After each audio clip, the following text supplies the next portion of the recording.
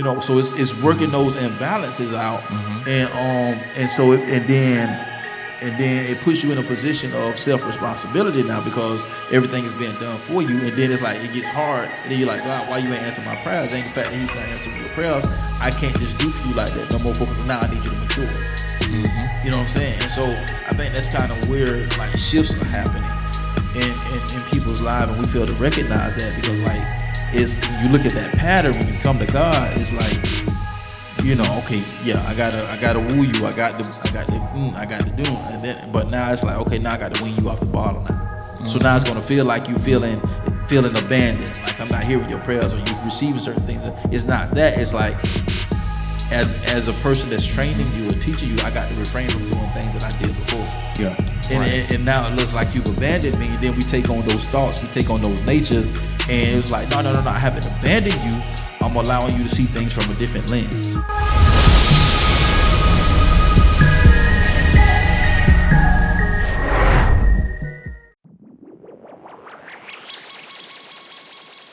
The B2S podcast is brought to you by Motivated Apparel. Motivated Apparel, the premier gear for motivation. A brand that motivates, inspires, and empowers you to stay motivated while chasing your dreams. Head on over to www.shiftmotivations.com/shop motivated apparel and grab yourself some motivated apparel today.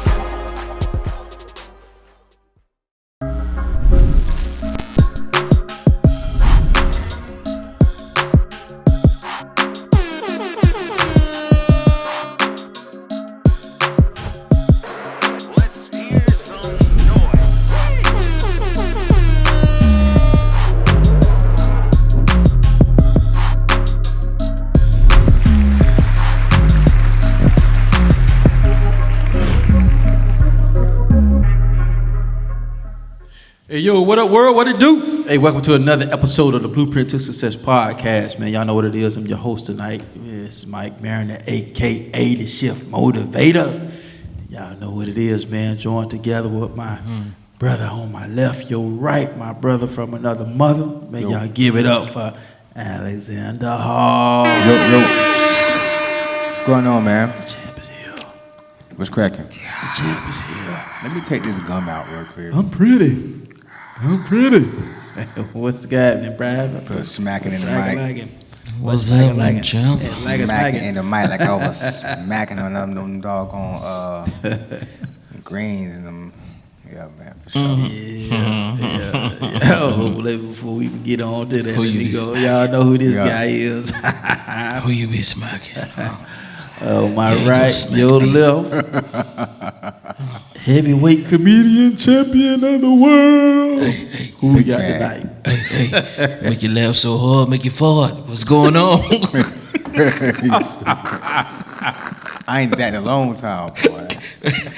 Couldn't call you Moses. You parted, didn't you, son? I ain't heard that. I ain't did that in a long time.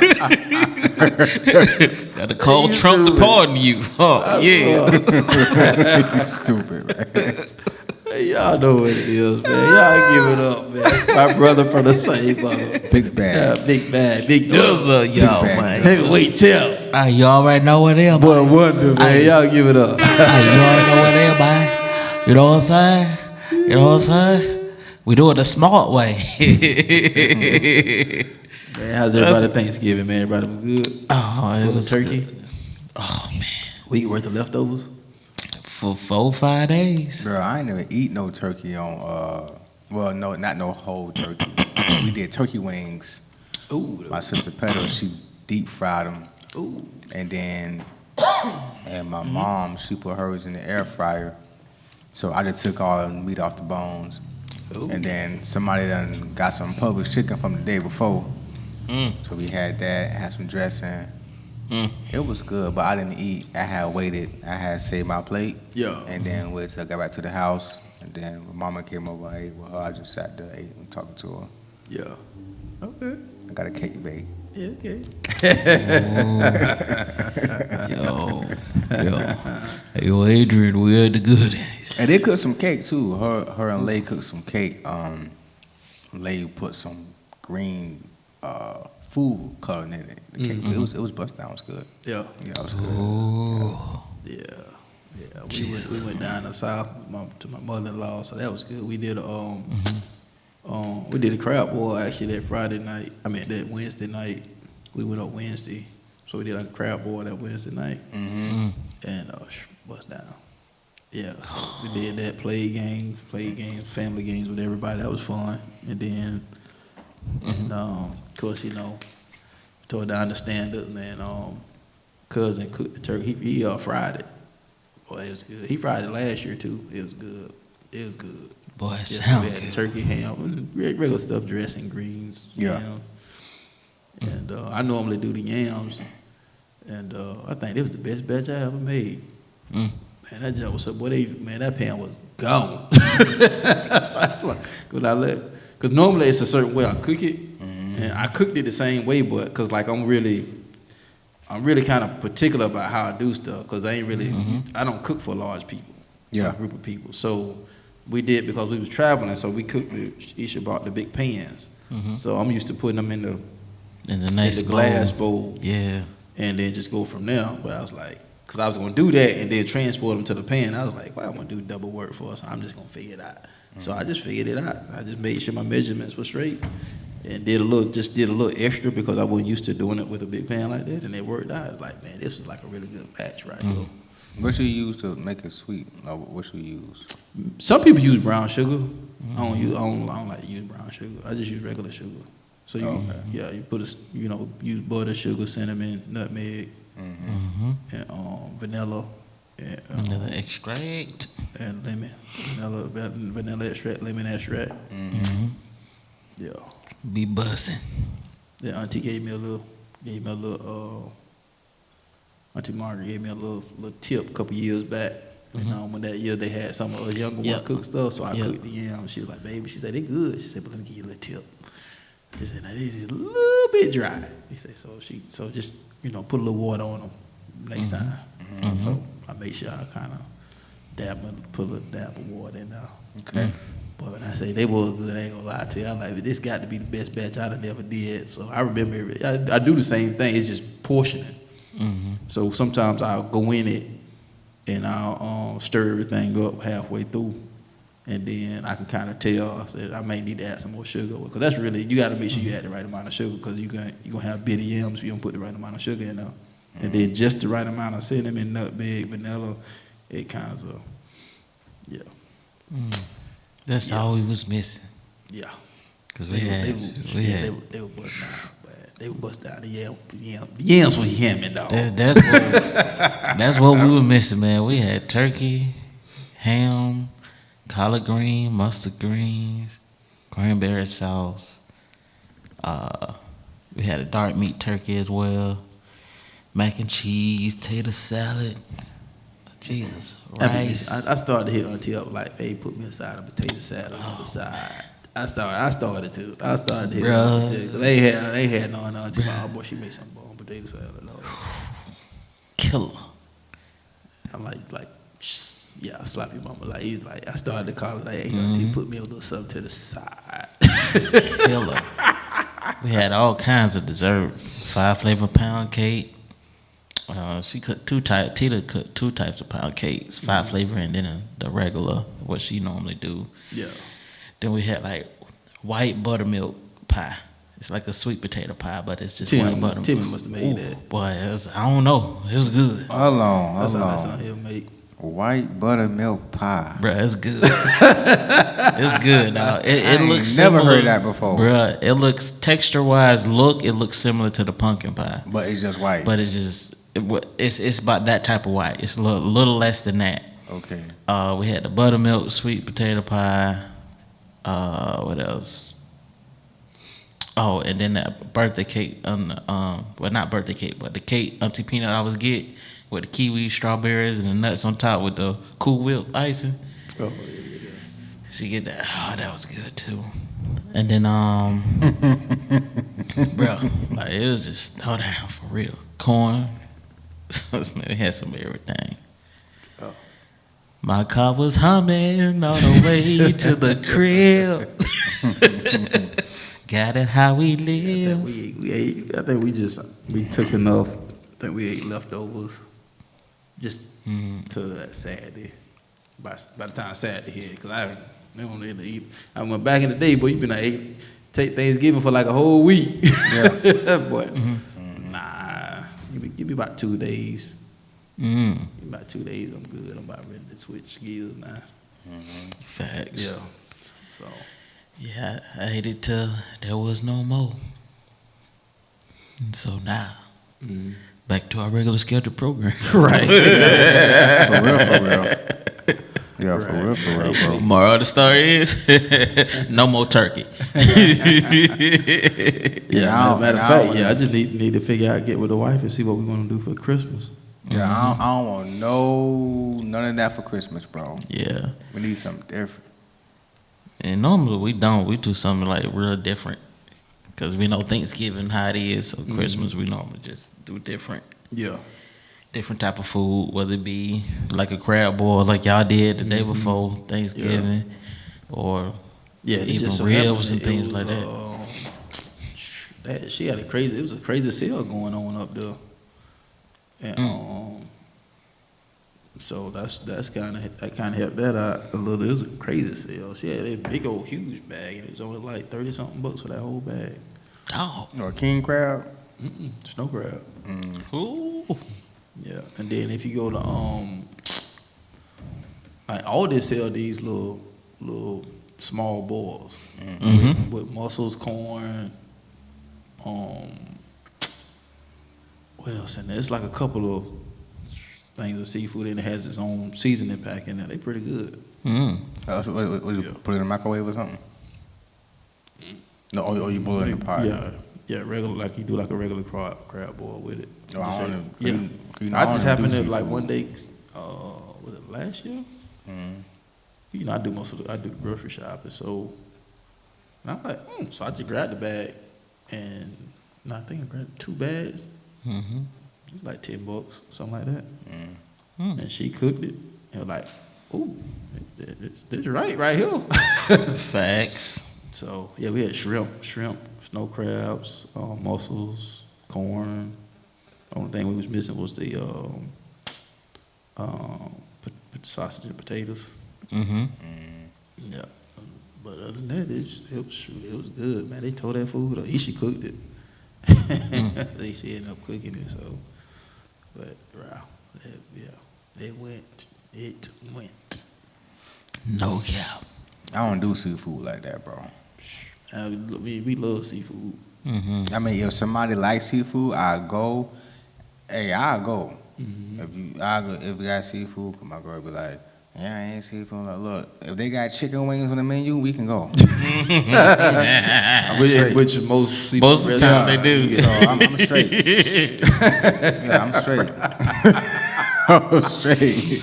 You sound like my youngest daughter. Like, but she ain't like that no more. I mean, she still like it, but like every restaurant, like, chicken fingers. We go to a seafood restaurant, chicken fingers. My coworker the same way. Chicken fingers. Coworker the same way. Chicken tenders. You can go to a place with all beef, steak, whatever. Yeah. You got some chicken tenders? No, we ain't got that. Okay. Well, You know what I'm saying? Like, disappointed. I mean, you compete no place for chicken tenders. So, okay. Yeah. No. But I know how that is. Yeah. Man. And, anything new going on? We pretty much shutting down and revving up at the same time because we're getting ready to head out of the new year. So we really got a couple weeks left, really, technically. Literally. So, 4 weeks, yeah. Yeah, That's man. it. It's a wrap. That's it. Staring at 2024 in the face. Yeah, like, and hello. And I pray everybody lasts all the 4 weeks. Yeah. For Man, real, we done lost God. Yeah. Oh, man. Definitely. Just had another death in the family. Crazy, though. And it's different ones we lost. Just people that are known that, like, in the last 3-4 months. It's crazy. That's the only thing I hate about this time, because usually, like, October to the first part of, January, it's like this window, people just be leaving. I figured that out, like, when I was working with the insurance company, like, a while back, I know the certain times of the year the claims would just go up. The death claims just shot up, and I just started paying attention to it. Like, so I started doing a little research. So that's how I kind of figured like that last quarter between like October and January. It's like a window that's open and people just be leaving. Cause like that's when I noticed like the death claim was like real high. Like we would be real busy like just helping people with death claims. So like crazy. And it ain't, since I found that information out, it ain't failed ever since. That's the only thing I hate about this year. Cause I like the holidays, I like the Christmas spirit, you know. We got all the stuff that we do with the family. And we do like gingerbread house. Bro, I got a question, and bro. stuff. I'm gonna cut you off, but I got a question. Because you said Christmas holiday, right? So I know this is a touchy joint, what I'm about to say, you know what I'm saying? But I'm just asking you personally, ask both of y'all personally. Like, so why you smiling? Why you smiling, man? Cause we know you. Right. Saying peeking through the blinds with the house slippers on. Wait, this joke for me to say that. Like, hold on, let me turn my thinking cap on. Look, so no, I'm just saying, like, so how do you personally feel about Christmas and pagan and things of that nature?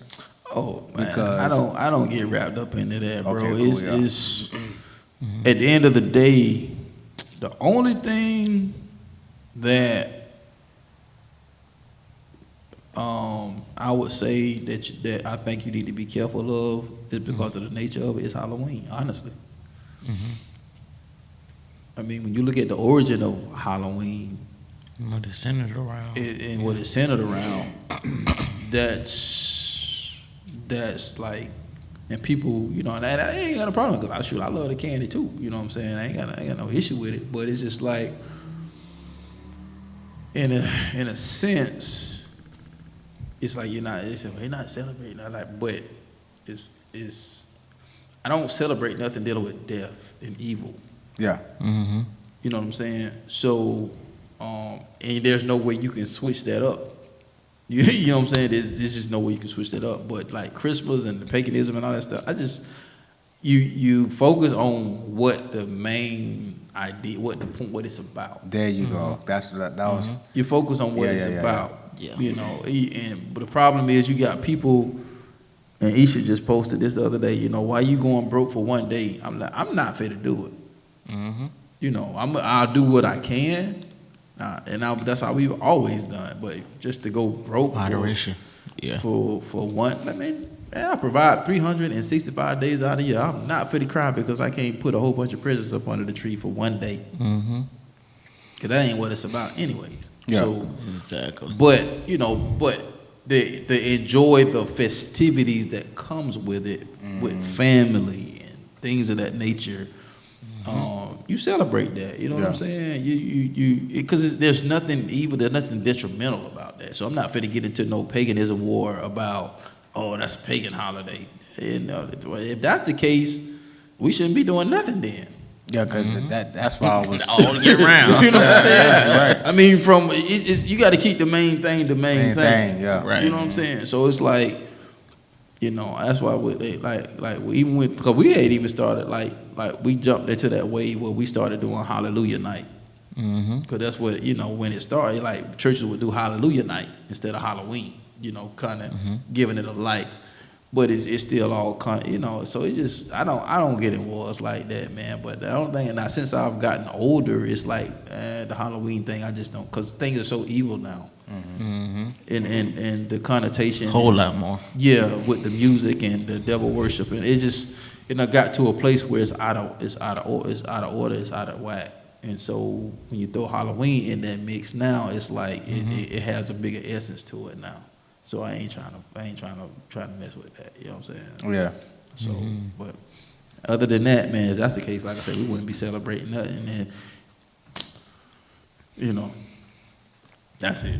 I feel you. Yeah. That's me. Yeah. Yeah, I feel you on that, and I think with everything is just moderation and whatever you desire to do, you just make sure that it doesn't take control of you and your life, and that it runs your life. It dictates your every move. Because I think I think we get so caught up in the small stuff and forget the meaning of doing different things, whether it be with family, friends, loved ones. Like when you think about Thanksgiving, I just think about just eating food with my family and being grateful that the ones that are still here are still here. When you think about Christmas, I think about Christ. You know what the meaning around. You know the background, the story of that. So, and then when you think about the New Year, you know what I'm saying. I'm just thinking about the New Year. I'm just happy. I'm glad to see it. You know what I'm saying. It's like it just depends on your meeting, your preference of why you do what you do when those holidays or those type of events come around. And it's just based off moderation and what you think. You know what I'm saying, and what you believe and what you stand on. If your morals and values are already solid, nothing else should even matter. Yeah. You know what I'm saying? And a lot of times, man, people just like to hear themselves talk. A lot of people like to argue and be argumentative, but it's not about that. It's like having a certain kind of control. You know what I'm saying? It's just like when it comes to people, man, people gonna be people. You can't control that. So you can only control your life, what you allow your eyes and ear gates to see and hear, what you allow to get in your heart, and what you allow in your world. You know what I'm saying? So I just try to be the best version of myself every single day, bro. Holiday or no holiday. It don't matter what it is. I'm just trying to strive to be how Christ wants me to be, how he wants me to exemplify his standards, his principles. You know what I'm saying? And I don't know everything. But also you got to give grace to people who are kind of like in that world. That's kind of like, that's what they like to do. You know what I'm saying? I still respect them as people. I don't get upset with people because they don't do what I like, or what I think they shouldn't like, or what I think they shouldn't do. It's not my place. If you ask me, I'm gonna be truthful with you. Yeah. I'm gonna keep it 100, but at the same time, I can respect you as a person and still love you as a person, whether we agree on the same things or not. Yeah. I think, going into 2024, man, I just want to go into a place where I'm not leaving nothing behind. You know what I'm saying? Just focusing on the main thing, like keeping the main thing, and trimming the fat, so to speak. You know what I'm saying? And we know we talk about that all the time, but it's still like going to the next level in faith. That's a scary thing. You know, believing God for things that you've been believing God for, but it's really like abandoning your belief, your thoughts, and just like it's like almost like free falling. Bro, you know what? If I can be like 3,000% transparent, I was crazy stuff been happening lately. So, but just like still I'm not real quick. I was having some devotion time this morning, so I'm having convo with God. I'm talking to God. So I'm being truthful, but bro, the only way to get to the bottom of something is to be truthful.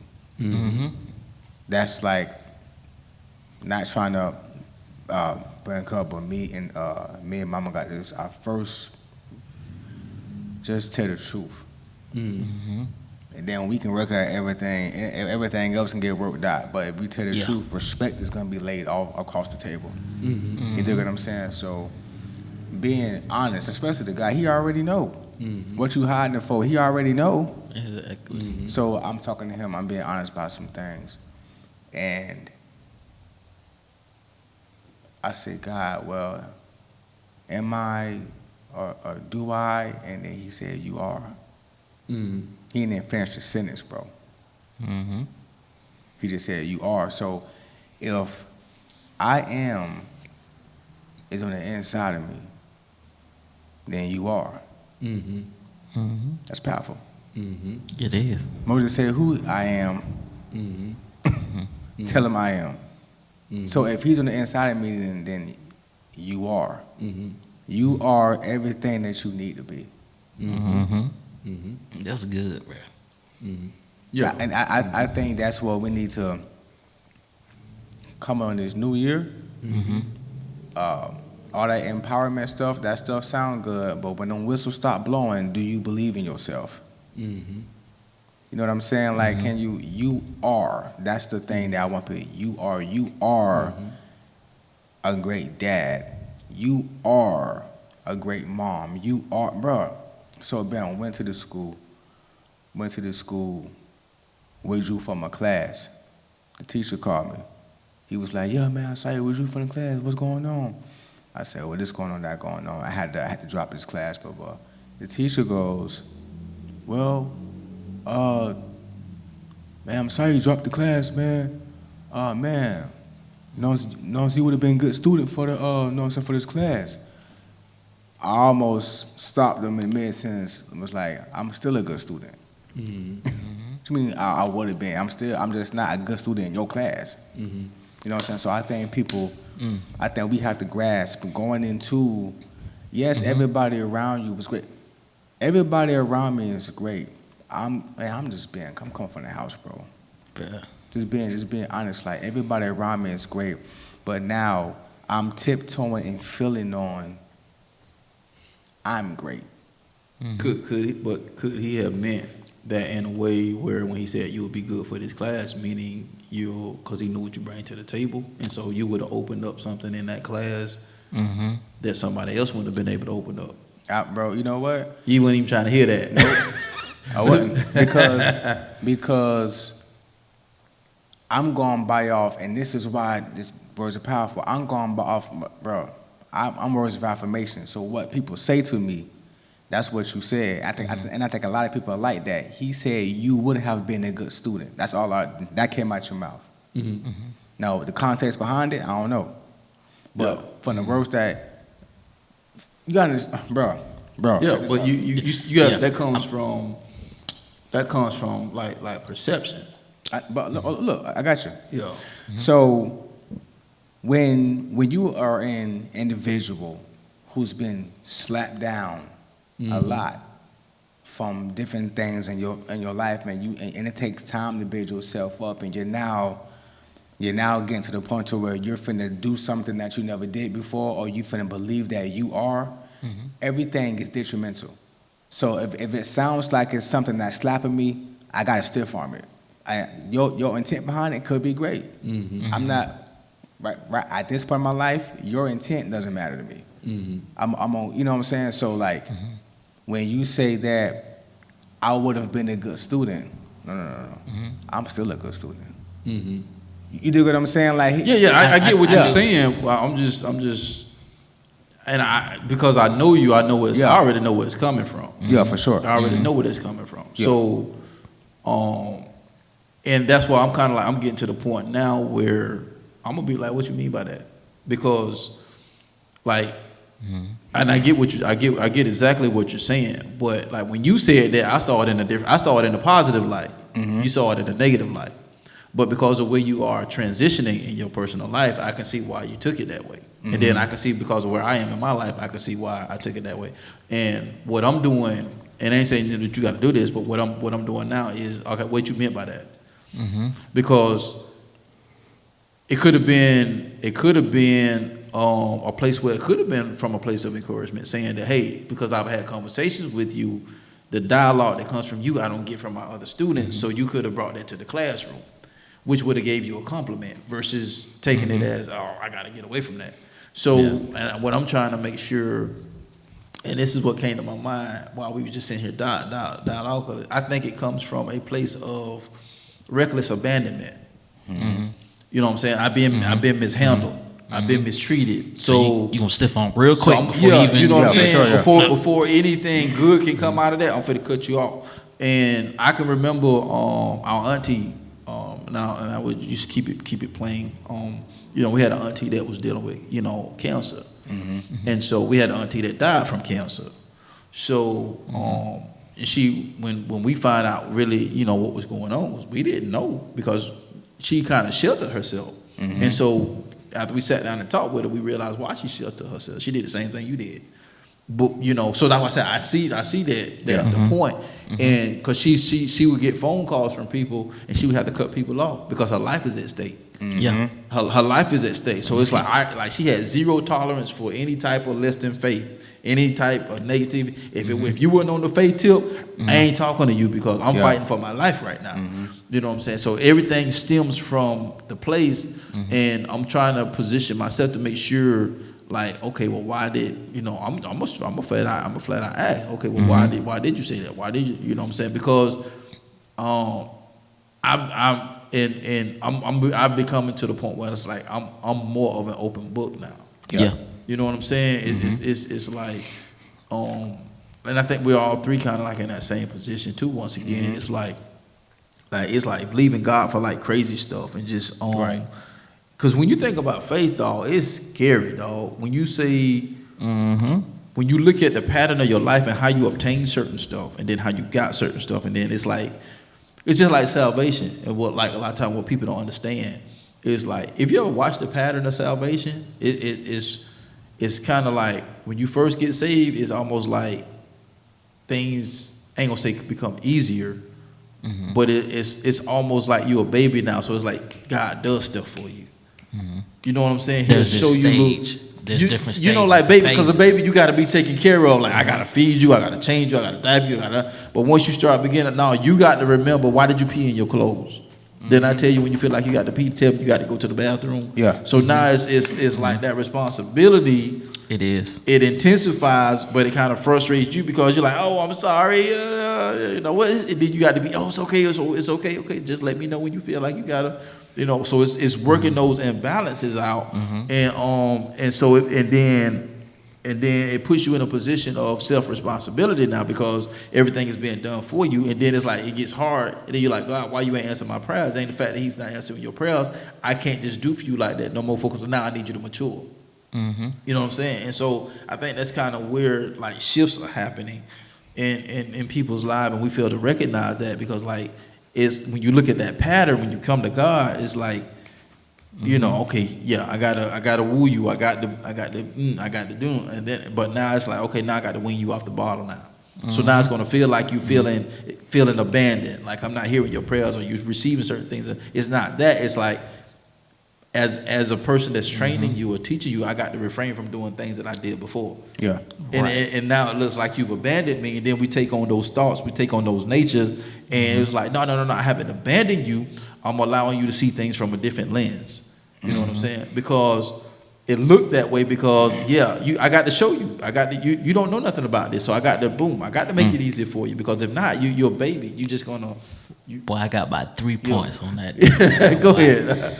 So to start with yours, like, and when we do that, we'll get in the mindset of going back into a place of fear.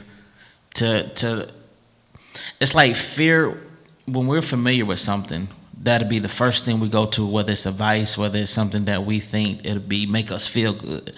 So when you say, well, hold on, I'm still a good student. No, that I ain't even saying that. No. I understand what you thought, and because a lot of times we assume versus ask, and so we'll revert to the place that we once knew was kind of like a safeguard.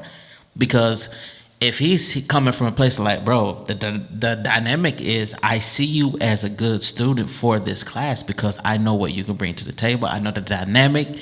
I know you will cause my students to think. I know you will challenge them in a way that I wouldn't get that from other students. When I'm talking to you. Right. No, you're very intelligent, dog. So and so like you'll stiff it. So don't always go to that place of fear of meeting somebody that will resemble, try to put you back where you already fought so hard to come from. Bro, look, so hold on. Go, do that. Point two. When you was talking about with God, and it's like, there's different phases and stages, we always want things given and handed to us without working towards it. And a lot of situations sometimes, and this is not, what I'm saying, and this is just from what I've experienced, it's like we want God to do, but He's waiting for a relationship. Oh yeah, for sure. You know what I'm saying? It's just like we're coming to God for what we need to get, and what, God, you gonna do this, are you gonna happen in this? But He's trying to teach you etiquette and leadership and different wisdom and skills and how to be aware of your surroundings, or why things are going the way they're going, whether you caused them on yourself or not. He's trying to get you to learn. He's not trying to baby you anymore. Yeah. It's time to grow into the relationship. It's time to seek more. It's time to pray more. It's time to dive in the Word. It's time to study. It's like the things that we once did that we seen God unlock, we stopped because of what He's done in the midst of when He did it. So now when you gotta wait further into that season, he need you to press in a little more. Because now it's deeper, it's bigger than that. Because he's like, it's something I foresee in you that I need to unlock in you in order to surpass the next season. And shout out to Curtis Bateman, man. He hit me up today. He was just asking me different questions. He's like, bro, how you doing, man? He's like, how's everything with you? I was like, bro, I say I'm good for the most part, but I realize some things internally that I need to work out in the sense of making sure I don't take on too much, and at the same time not devaluing people that God blessed me with, because sometimes it'll be a blurred vision of you like to help people, you don't mind helping people, but it's gonna have to be a season where you're gonna have to be selfish sometimes.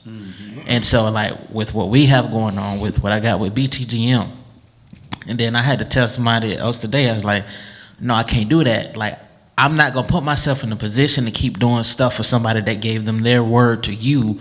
I'm not gonna keep putting stuff on my plate because they failed to realize what they said and what they're not getting. So it's like, I said, bro, I'm pretty straight, but it's just like I told him like, bro, within the last 9 years, we just had straight death.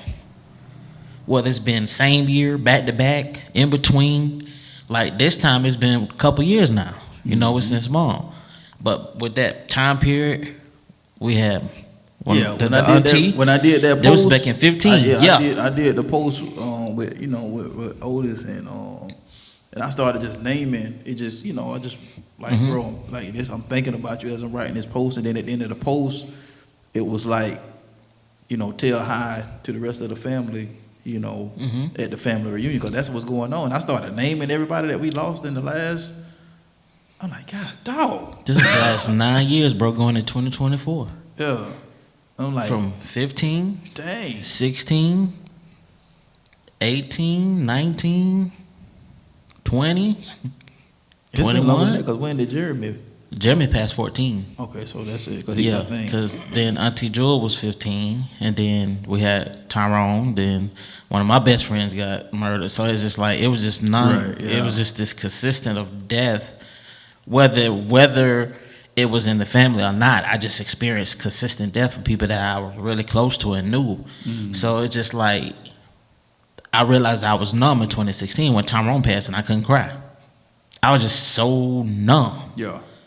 Like, I'm just like, bro, what's wrong with me? Then when Green died, man, I just broke down in the car. And I knew it was from that specifically, but it was also from the years that up to this point, I realized, man, I am so heavy. I have so much on me. Like, I notice I'm getting more moody. I'm getting more this and that. Like, I know this within myself. And I was like, and then even with on the job, like understanding where I'm at on the job, getting more irritated, agitated. It's like, it's a lot of stuff I'm realizing, God, dog, okay. Yeah. You carrying a lot of stuff. I carry a lot. Yeah. I don't try to. Right. But I carry a lot. It's like, and then I had a talk with one of my coworkers, and we had like a deep discussion of understanding what community is, and just realizing where we are, because we need community, and knowing that, man, we need this to survive, because community is like our second wind, bro. Like, it gets us from point A to point B. And I was telling Curtis, I was like, bro, I said, if I wasn't really anchored in the Lord, bro, I'd be out here wilding. I'd be acting crazy. I understand why people walk away. I understand the frustrations and things not happening like how you want them to happen. But I said, bro, if I wasn't really anchored down, bro, ain't no ordinary person's gonna survive that and still be sane and be themselves throughout. He's like, bro, like when your mom passed, like that was the biggest thing in your life that has happened. I was like, yeah, you're right. Yeah. And he said, to see you still going through, I said, bro, if I wasn't anchored like I'm anchored, I won't be able to keep facing. Because I say, we don't even realize the strength that God has given us in the midst of the situation, getting through it, until you just happen to look up and be like, dog, I did get through it. I did. Like, he did give me the strength and the grace and the sovereignty to keep me in my right mind and to keep me going. But I said, bro, but I'm clinging on to him. Like, it made me run to him, not from him. Yeah. It's a difference. I need him, bro. Yeah. And I need Jesus, man. I need him. I need them. Yeah. It's a life or death lifeline. Like, this is my helpline. Yeah. And even in the midst of like what you're saying and what you're saying, like I've even had talks, like, cause I felt like I was abandoned. It's like I'm praying, I'm talking, I'm asking, and it's like silence. Like old dude from Martin, right? Silence. You know. Like you ain't saying nothing. Like, come on, God. Like the Bible says, if I lean not into my own understanding and I acknowledge you in all my ways, you gonna direct my path. I ain't feeling no direction right now, dog. You know, I'm feeling straight abandoned. Like, come on now, God. I ain't hearing that. Cause you know, I ain't moving unless you say something. But God, dog, faith is you moving without me saying something. So what you want? Hey, Lord, I'm leaning. You know what I'm saying? And over there, when I'm leaning on is understanding, which is mine.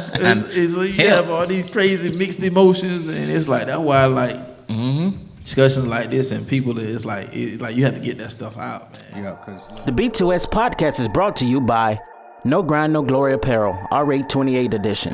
It's a reminder to stay strong, to be courageous, to starve your fears, and to feed your faith. Even when it feels like everything is falling apart, just know that you were born to stand out and make an impact. Head over exclusively to www.nogrindnoglory.net and grab you some merch as a daily reminder that all things work together. Yeah, because look, when I was there, bro, Yeah. the reason I didn't say anything when he said it, but the reason why I came up with that conclusion, like I had to tell myself. Yeah, for you, for your saying. For me, Yeah. you know what I'm saying? But I listened to the context of the combo after he said it. He wasn't saying it like, because he's a big teacher, so he's the one who's over the program. So his job is to get students in and keep a seat so they can get that check. You dig what I'm saying? So he was saying, I know your side. He was talking not like they'll be missing me. He was talking like I'll be missing out. Like, bro, no. Because you have to get to a point to where, and bro, when you be falling down, Satan will try to make you feel like you're not who God created you to be. I'm finally getting to the place where I'm trusting myself. Now, I'm not out here doing whatever, but whatever God put in me, whatever that comes, whatever ideas he puts in my mind, whatever ideas he puts in my heart, he put them there for a reason. And if he put them in my head, in my heart, then I'm the person who got to make it come to pass. Just nobody else's job but mine. So I'm getting to the point to where I'm starting to trust that, and it's scary when you start to trust shift motivations. It's scary when you start to trust no grind, no glory. When you start to go against the grain, you know what? I know that's the normal formula, but let me try this, because if I don't rub on this, I don't get no sleep. Like, I had to be real with myself. Like, I don't even, the regular 40 hours a week for 30 years, I don't want that, bro. I'm not knocking. I'm just saying, that's not what I want. I want freedom. I want to be able to take my son on a Wednesday to lunch at 12 o'clock in the afternoon. You can't do that if you're mandatory to be here on shift, and you have to be here. And if you don't be here, they're going to give you a reprimand like you their child or something. You're going to get in trouble. I don't want to get in trouble by you. You know what I'm saying? So I just been, this week, just kind of been being honest with myself. Yeah. And when the teacher said that, he said it at the wrong time. because you don't know what I'm going through to build myself up. You don't know what I'm going through to build myself up. You don't know what type of the wrong time. You know what I'm saying? You said at the right time at the wrong time. You know what I'm saying? You said that right when I'm getting at the wrong time.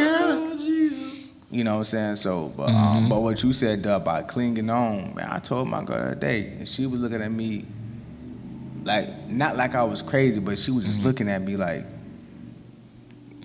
okay, that's cool. Like, I was talking to her, I was like, I said, I need Jesus, bro. Yeah. I said, I need him. And bro, I remember, man, just going through crazy stuff, bro. I had to change my heart posture. Because if I'm coming to him as angry as I am in my heart, because like how you saying, you feel like you've been abandoned, you're neglected. Like you see what's going on. Like you can step in at any given point in time and moment. And I remember I was on the couch, I was just laying down. I was like, I just said a 4-letter word. I just said help, and it just tears were just running down my eye. The moment I said that, Curtis called me. Hey, bro, I got this woot and I could do this for you. I was just like, and then in that moment, I was like, I got to change my heart posture.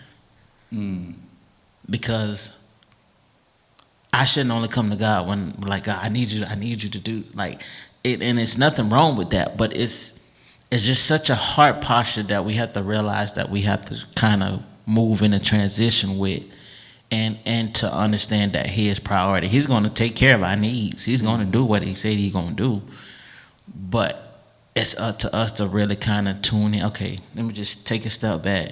The Word of God is our guide. That's our gauge. That's our map. It's going to show us what we need to do, how we need to move, and what we need to do internally within ourselves. And when I was talking with my coworker today, and she was just in tears today because she's realizing the place that she in, because she found out the thing that she was missing, and that was community. And so because she doesn't want to feel this type of hatred or any type of strong emotion that will cause her to lose her peace, and she realized what she was going through, she was losing her peace in the midst of it. And when you disrupting that, I don't like that. I said, trust me. I know what you mean. I say, because in my situation, man, it's just like I have to watch my heart posture in this season, just with certain people. And I wish you well, but I have to love you from arm's reach. Because of what it'll turn me into. And understanding and realizing that and internalizing just from a conversation what we had today, it was necessary. Because I can't keep going to you or your page or congratulations, yo, proud of you, this, that, and the third. It's like there's no even exchange. There's no like we said before, currency, bro. There's no the value is not the same. And so I have to move different. But the Word of God gives me that map, that gauge to be able to love from a different place and be really genuine for what you got going on. Because I'm telling you, I will be a whole different person. I will act like you never existed in my life, and I don't want to be that person. I don't want to exemplify that, because God says because God is love. So I have to exemplify the love of God, whether I desire to or not. Because how can you say you love God and you don't love your neighbor? The guy you can't see, but the neighbor you can see, you just out here wilding on it. Bro. You know what I'm saying? So, Bro. I'm reading Luke, right? I'm reading Luke. Don't come from my head. I'm reading Luke. What it is? I think it was Luke 19 or Luke 20, verse. I think it was Luke 19, verse 46. It's up in there. The end of chapter 19 or the end of chapter 20. I think it's in chapter 19. Getting to the point to where Jesus is leaving Jericho. They went and got the coat. They put the stuff on him. Then he's finna go to Jerusalem. So he's looking at the city, and it said that Jesus beheld this. He said beheld the city. And I looked up the word beheld, which comes from the word behold, and it means like to look at it, gaze at something. And then quotations, it said especially something beautiful and stuff like that. The only way you can behold something is if you look at it from your heart. If you don't look at it from your heart, you're looking at it from your flesh. You know what I mean? So like when you looking at stuff, when people not treating you right, bro, your heart got to be right. Your heart got to be right, because if it's not right, then when somebody sides you, you gonna want to be like, man, look, bro. You know what I'm saying? But if you look at them from your heart, even if they do something even if they do something that's against your morals and disrespectful. And sometimes that's hard to look at somebody look at them with your heart instead of your flesh. Yeah, because the first thing you want to look at is with your flesh, and that's the first vice. Yeah, for sure. that you want to tend to, like Because your flesh feel it first. Yeah. And you know what's crazy though, when we was talking today, and we got like a huge breakthrough in a sense. It was very therapeutic. Like At it was, work? Yeah, it was like really Shout before out we to- came here. Shout out to the workplace. But before we came here, man, she was like, "Thank you." I said, "I got you." I said, "I have 2 people in mind. I'm gonna ask and reach out, and we'll see about mentoring, getting a mentee." I think when we realize how much we express and talk about God in the workplace and in your environment where you are, it unlocks a lot of things and it makes you aware of a lot of more things. Like when we talk about different things on the job, bro, like, dang, I was looking at it from this and like, bro, snap. So yeah, I need to apply that to my life. I've been spazzing, Lord. I've been spazzing. Your boy has been like the Cookie Monster. You feel me? Boy, I spazzed out, boy. But I almost went to jail. I think for me in this season, it's just a heart posture thing. So I know for me, I'm gonna shut everything down after the 23rd and up till because our next show is the 27th. But I'm shutting everything out, resetting, just recalibrating, recalibrating. You know what I'm saying? And just being more intentional with God, time, and everything. So, and throughout the week, because that's what sustains us. Like we're a different type of breed. Like the very thing we need is the very thing that sustains us, and we just gotta realize the value in Him and the one who sustains. And that's what it is. When He's head and Lord of your life, He's the first go-to. He's my first go-to. Sometimes when Daddy be like, "Well, son, why you?" I say, "Well, Pop, I appreciate you sometimes, but it just I gotta go to Him first. He's a jealous God, so I have to give Him the opportunity to move and do things on my behalf, and so I can exemplify what I know He said I am and what I know He said I can have. So I have to move and operate, even with just turning down certain help. You know what I'm saying? It just has to happen that way, just because it brings more glory to Him, and I have to move like that. But other times He'd be like, "Hey, okay, right now you being prideful. Okay, cool." And then we handle business. But I just always want to give Him that opportunity, that option, that first option. Like, Daddy God, like this is what's going on. I already know but I know you want me to come to the table. I pulled up, this was going down, and I unload. And He doesn't mind that because he desires fellowship. Bro, I was at men's meeting. Communion. The last men's meeting, Pastor Tim. Pastor Tim said, as far as men go, because it's 50 men in there, you know what I'm saying? He said, men, we're always looked at as being strong about how much we can carry, but he was like, for a man it's different. He was like, with a man, your strength is not valued or scaled on how much you can carry. It's weighted upon how much you can let go, how much you can release. Yeah. And I was like, that's crazy. So when we was talking about that, just releasing, bro, getting that stuff off, having that time in the morning. Bro, this morning, I feel like God got on me because I had woke up at 6:15, and then but I felt funny because I'm like about between 5 and 5:15 and start my devotion time, but. I don't know, I guess I hit the snooze button too long, and then around 6 o'clock, 6:15, I got to bed, and then I just felt conviction, but then right after I felt the conviction. You can feel conviction, but then don't let it sink in. You have to let it sink in so you can repent. Some people feel conviction and then stiff arm it, like Emmett Smith. No, that don't work. You know what I'm saying? So I'm like, okay. So right after it hit, like, okay, I know I'm supposed to be up, you know what I'm saying, spending my time with God right now, you know what I'm saying? So he came with the why. And all the time, and I appreciate you, God, for that, because all the time he don't do that to me. He don't give me the why. I have to figure it out. Right. You know what I'm saying? For real. He was like, basically, he was like, I want you on my time.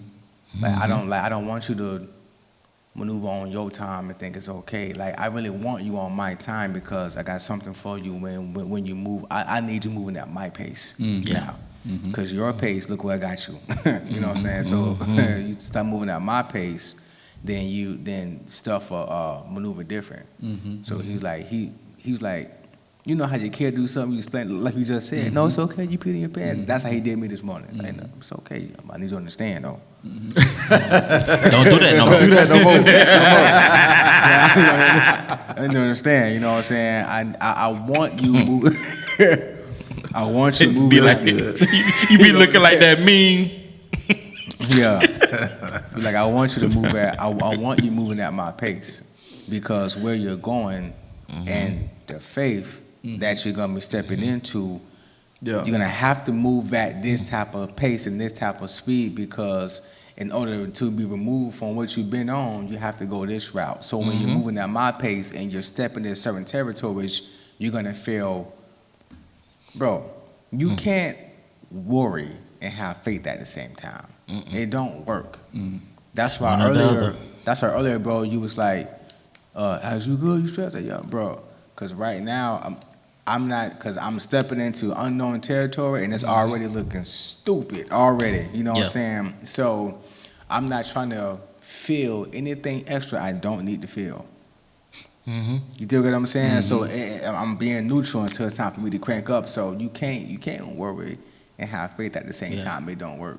Yeah. I had to switch up my language. Like I had to go from worried to I'm concerned. You know what I'm saying?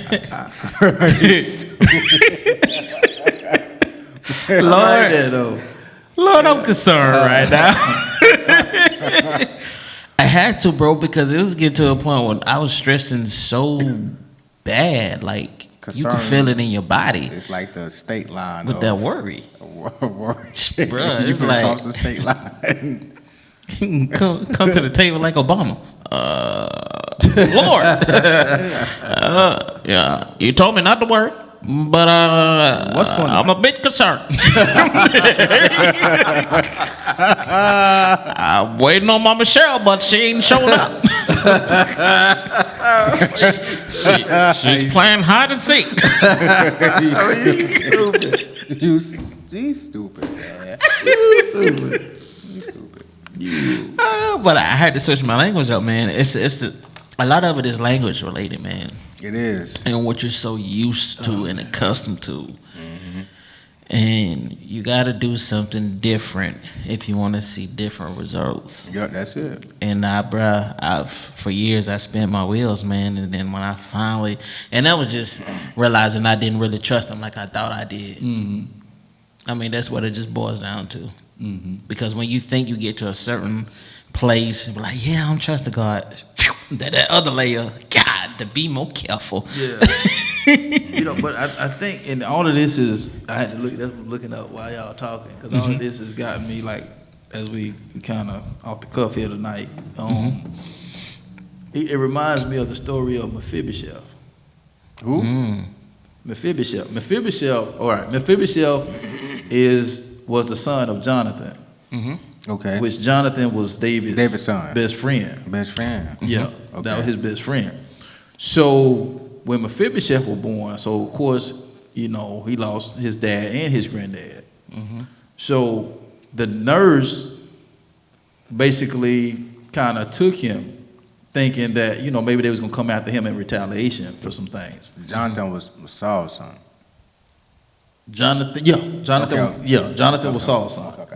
So when both of them was killed, then that left him, out. So basically the nurse took him and thinking that there was going to be some type of retaliation probably to come get him. But in the midst of the nurse doing something good, she dropped him.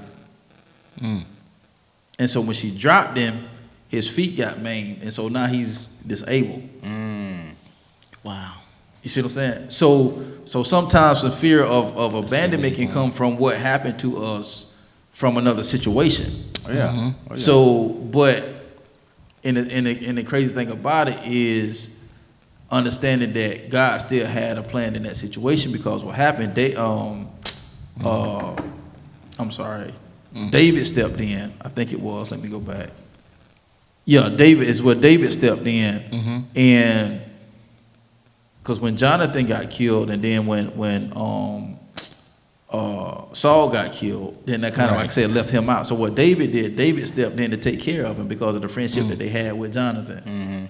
And so even though he got maimed and he got kind of crazy in the process, God still had a ram in the bush to make sure he got where he's supposed to.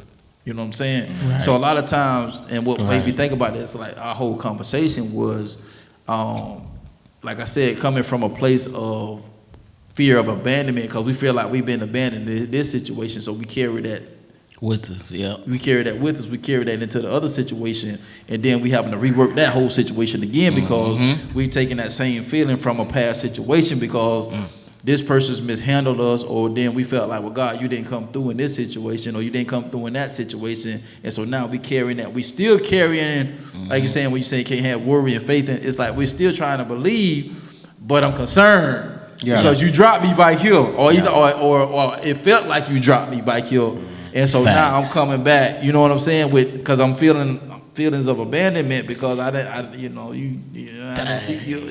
You know what I'm saying? So it's like all of that kind of like brought my back, because it's like when I thought about, that's why I said when I said like reckless abandonment, it's like, but I don't want to go into 2024 with that mindset of because when I looked up reckless, it just popped in my head. So when I just looked up the actual word, it's like, basically when that happens, it's talking about death.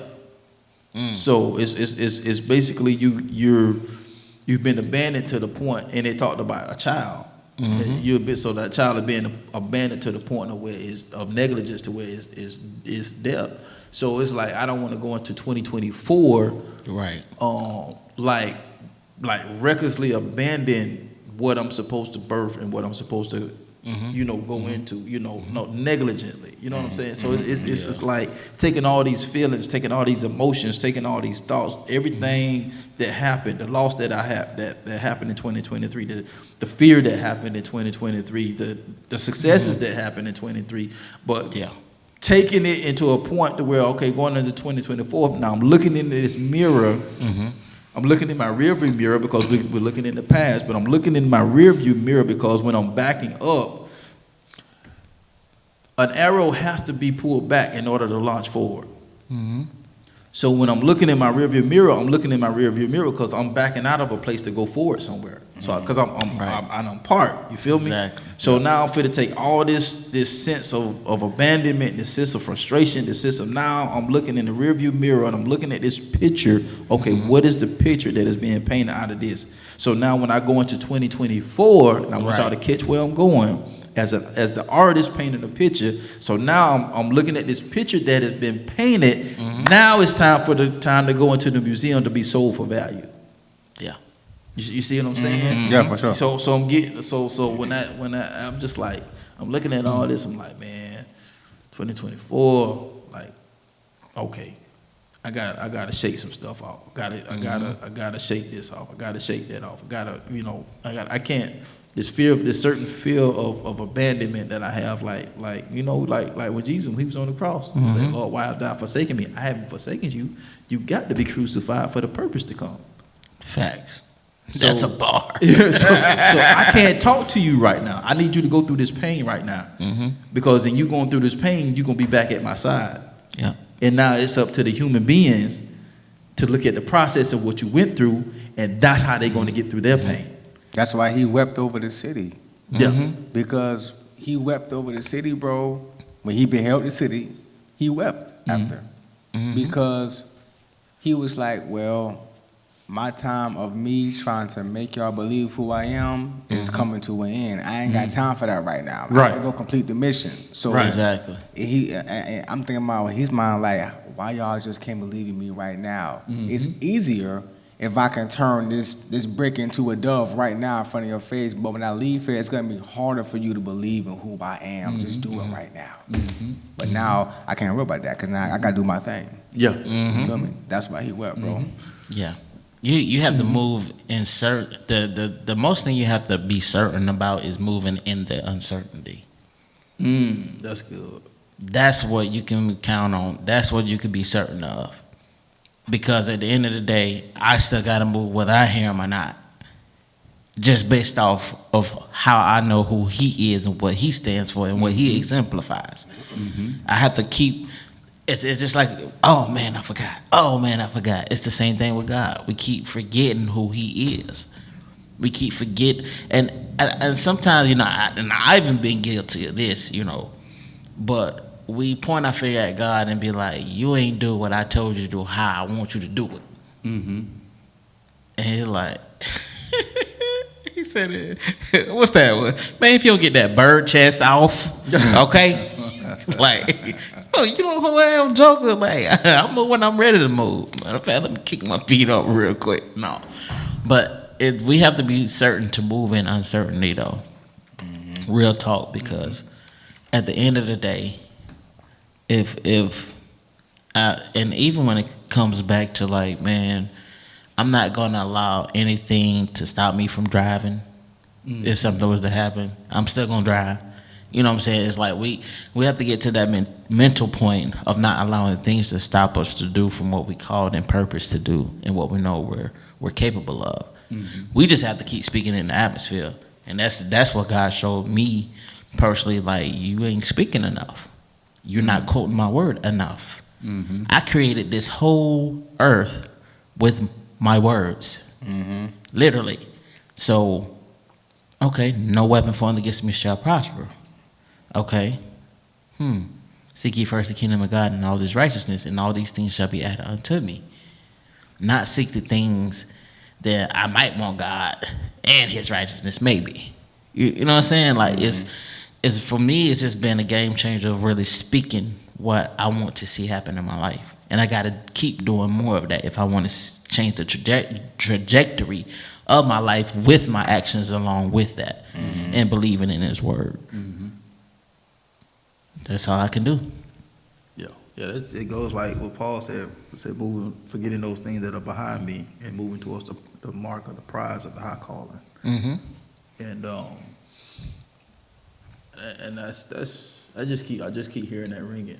I just keep hearing that ringing, man. This conversation actually blessing me tonight because I keep hearing it. For me, I got to get rid of the fear of abandonment.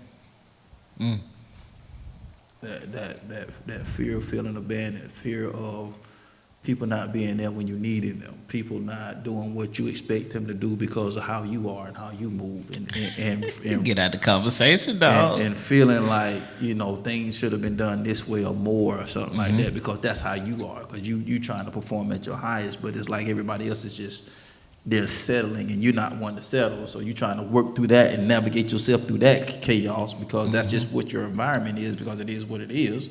You know what I'm saying? And then, because you ever feel like, and I feel like this in the last couple of weeks, like, Lord, I feel like I'm in between, because it's crazy thing about it. I finally changed. I fought with myself for so long to change my LinkedIn profile. Because I've never changed my LinkedIn profile.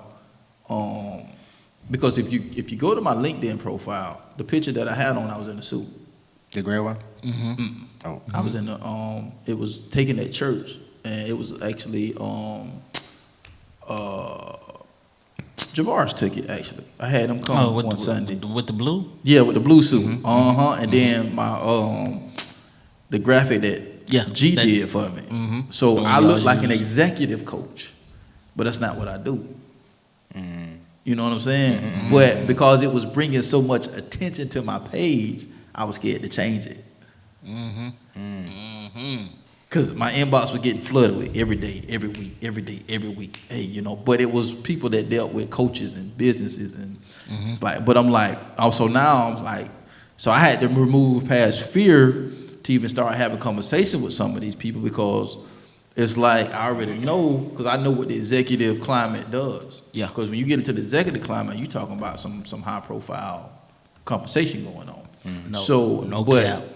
I'm not one of those ones that trying to sell you something that I'm not, or sell you something that I'm not at. But I do wear suits. I do, I can maneuver in certain areas, but I know what that climate really takes. So now I'm starting to have conversation. I'm setting up phone calls with these people that work in business. So they're throwing out high 5 figures just to work with them, to get you to the next level. So I'm like, okay, I already know. So now I'm stopped. So now I kind of scaled back now because of what I thought was, because that's why I wasn't answering them in the first place. Because I'm like, I'm really, I'm trying to really spaz out in the education market, working with kids, mentoring, whole different market. Well, Mike, why you ain't change your stuff? Because I like the attention that it was giving me, and hoping something would crack out of that, or what I really want, what I'm really looking for. You know what I'm saying? So that fear of abandoning something that I need, you know what I'm saying? So that fear is like, and I just did it a couple weeks ago. I literally just did it a couple weeks ago. I changed my whole banner.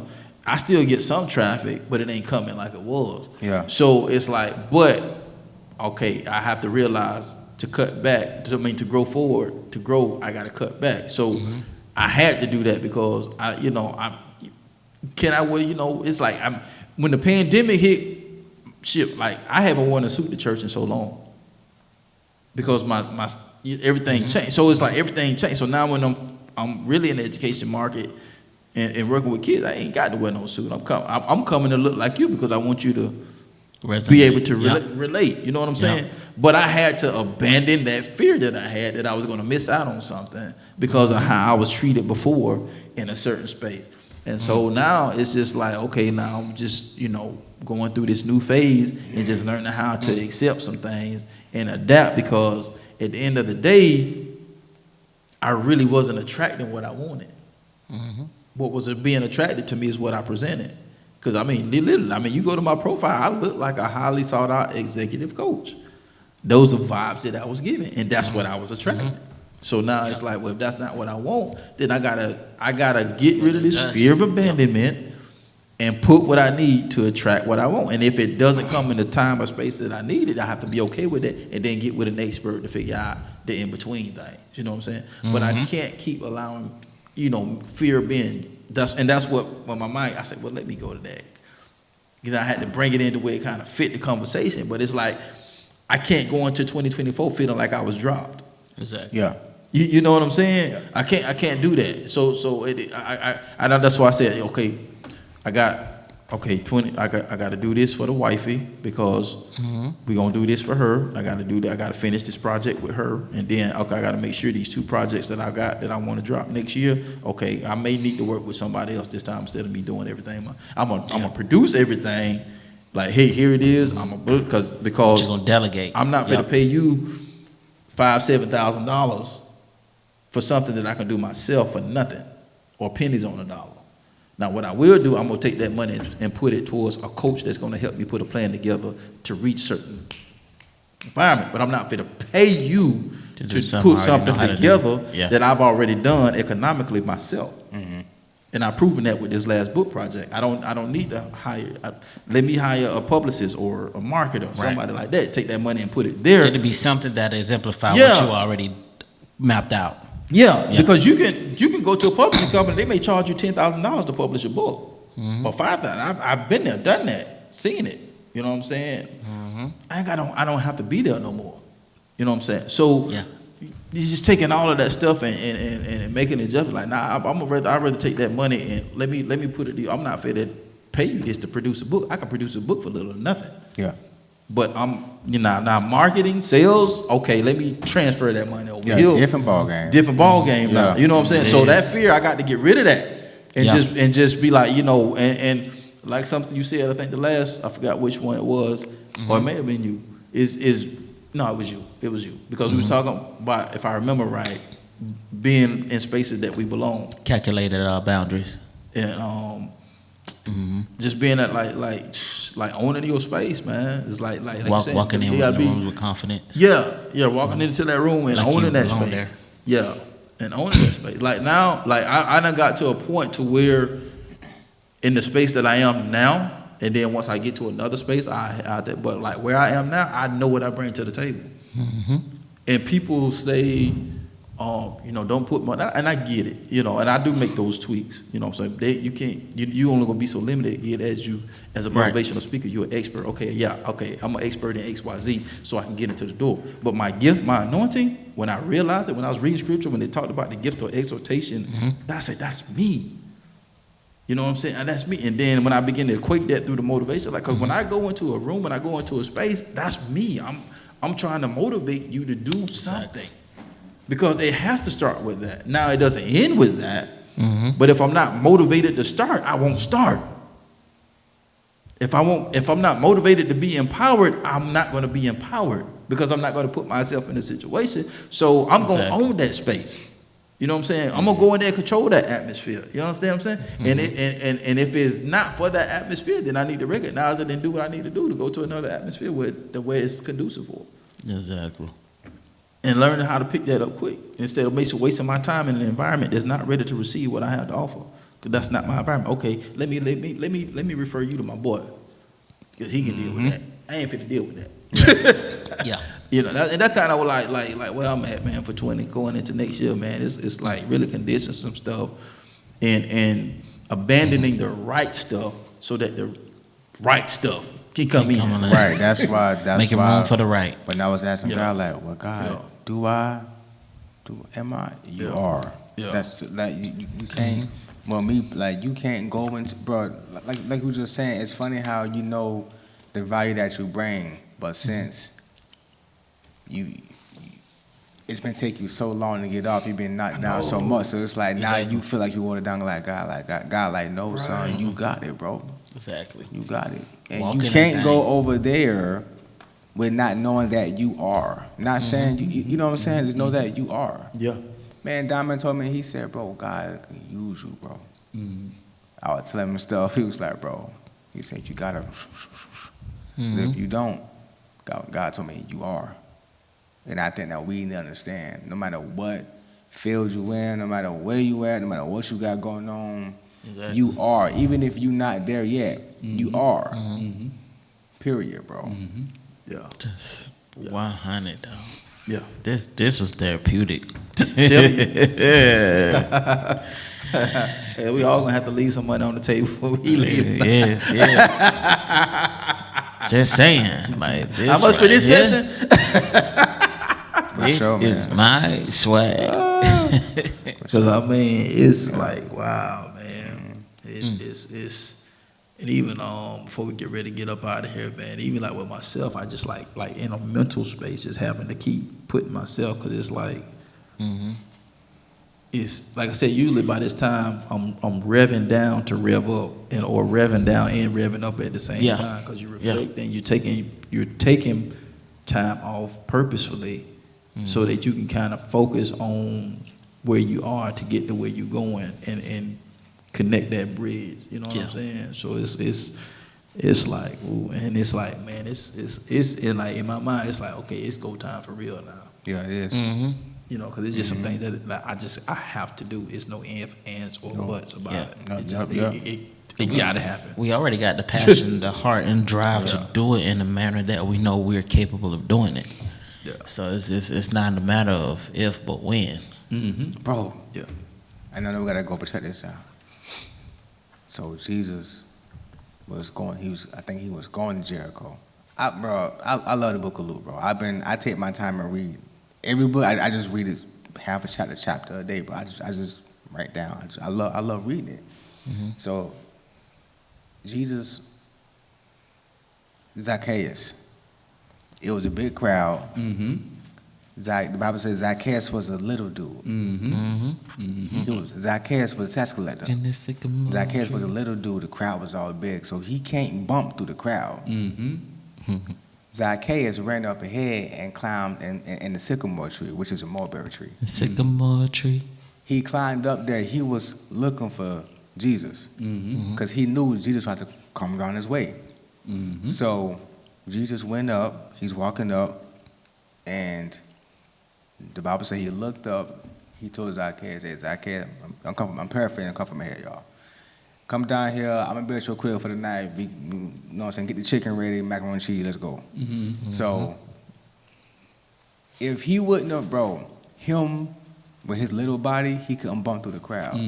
But with his small body, he can climb up a tree, bro. Whatever, everything that we got, bro, we gotta use what we got to get what we need to get. It's simple as that. He couldn't bump through the crowd, but he can climb up the tree though. You know what I'm saying? So like, you ain't gotta have what they have. I ain't gotta have. You got what you got is there for a reason. It can what you have can put you. Once you reposition yourself, then you will fit right in where we need to fit in. But if we stay right there, what our size and what we got, it don't work. We gonna have to reposition ourselves to go somewhere else and get something different. You know what I'm saying? So I was like, dang, that's crazy. And I read that, that's crazy. Like he couldn't get to Jesus in the crowd because his body stature wouldn't let him. So he had to remove himself and put himself in the awkward position the way he fit right in because he was slim. It's crazy. Yeah. Okay. And then got rewarded for doing something unconventional. That's good. That's a good way to end. You feel me? For real. That's a good way to end. That's a good way to You end. have everything you need. Yeah. So man, as we get ready to prepare for 2024, so we'll have to look at the schedule by the time we flip this out. So it may be 2024. Yeah, it might be. So, but at the end of the day, man, like we always say, shoot for the top because the bottom is way too crowded. And if you think different and be different, you have the opportunity to live different. And once again, we'll see you on the other side of success. Peace. Peace. Holla.